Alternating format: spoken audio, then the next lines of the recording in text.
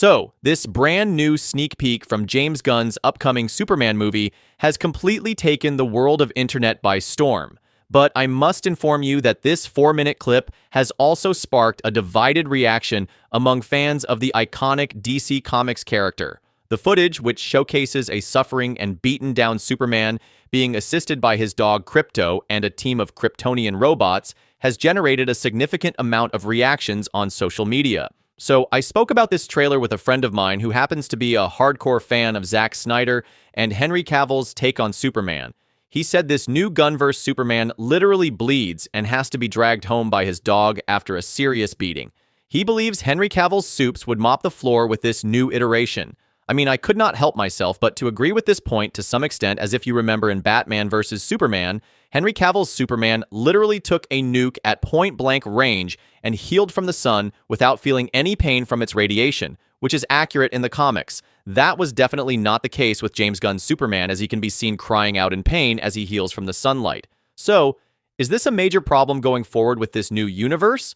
And is David Cornswett's iteration of the Man of Steel actually a much weaker version compared to Henry Cavill? Well, before we go into that, I am just going to remind all of you, my beautiful viewers, to spend just 1 second of your time to hit the like button and subscribe to my channel, because that is the only thing which motivates me to come up with more such awesome contents. Okay, now let us get back to the main topic once again. First of all, in this particular scene, the concentrated sunlight is forcing his body to heal rapidly. His bones are probably moving into the right positions, his bleeding wounds are clotting, and his tissues are healing on overdrive. So that is probably going to hurt even for a superpowered alien like Kal-El. Imagine all of those injuries healing all at the same time, with all the strain healing puts on your body condensed into minutes or less. Now imagine it was done with scalding hot water thrown on you for the duration. That would definitely hurt, right? I think there is nothing over here that makes Superman look weak or anything for that matter.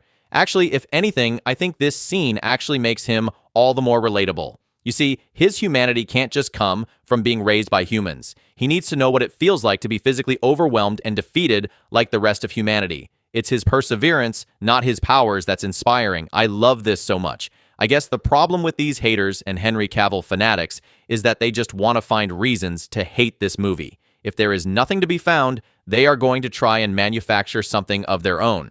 I think the problem with today's movies isn't the producers, the writers, or studios. It's the audience and movie critics. Movies and shows are doomed before they even release. The reasons are so dumb, too.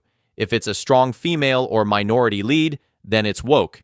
If the actors or actresses has different religious or political beliefs than yours, then it's woke.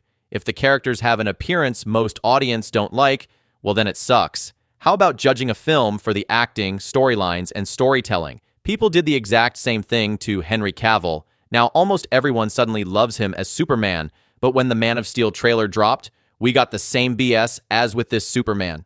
People picked him apart until they actually saw Man of Steel. If you remember, even then, there were people calling Henry Cavill a mass murderer cause of the falling buildings with people in them. I thought that was so damn stupid. How about we start judging movies after seeing them? That seems more logical to me. Instead of dooming it before even seeing it. If you're a longtime comic book reader, you've seen comic book covers where the seemingly unbeatable hero is seemingly in mortal danger or being persecuted by the very people he is protecting. It makes you want to buy the issue and read the story. That's the same thing the trailer does. If the trailer just showed you optimistic scenes of smiling people looking up at a flying Superman and Superman rescuing cats from trees and patting children on the head, people wouldn't be interested. Let me tell you, as a long-term comics collector myself and an avid Superman fan, no one likes a heavily superpowered Superman. It demonstrates a shallow understanding of the Superman's subtle god-like character that is still under development because of its unexplored potential. I guess if you want a Superman movie, you will have to nerf him in a way or another. If this movie is going to nerf him physically, Man of Steel had to nerf him psychologically. If your main character is basically invulnerable, you have no stakes, no suspense. That's why Superman is so hard to adapt in a movie. Well, that is probably the main reason why we still do not have a proper open-world AAA Superman game, even in 2025. So, in conclusion, this sneak peek and the trailer in general was something we DC fans needed after a long time giving Superman his symbol of hope back, and nothing dark like Zack Snyder's Man of Steel. The trailer showing Superman being hated by people at one point, where someone from the crowd throws a metal can to his head, is something that would realistically happen, but him saving people regardless of how the public views him is what makes him Superman.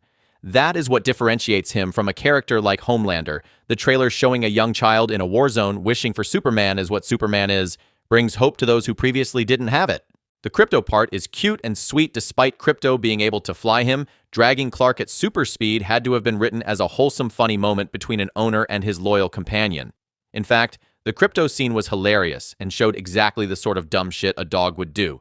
People will complain about it being too comedic or Krypto not being smart enough to realize Superman is in danger, but Krypto isn't trained as an aid dog, so why wouldn't he assume that his owner wants to play after a whistle? Gunn choosing this moment to be comedic will absolutely make Krypto a hit with audiences. He knows people will laugh at Krypto and find Clark's frustration relatable. Great scene. Everything about this just looks perfect. The casting, costuming, set design, visual effects, and cinematography really makes it feel like the Grant Morrison run has somehow come to life. And I'm glad that comic book movies aren't afraid to shy away from source material anymore, but rather embrace it and apply their own touch. So that is all I had to share in this video. What is your take on the new Superman played by David Corenswet and the brand new sneak peek in general? Let me know in the comments down below. And please do not forget to hit the like button and subscribe to my channel. Thanks for watching. Have a great day.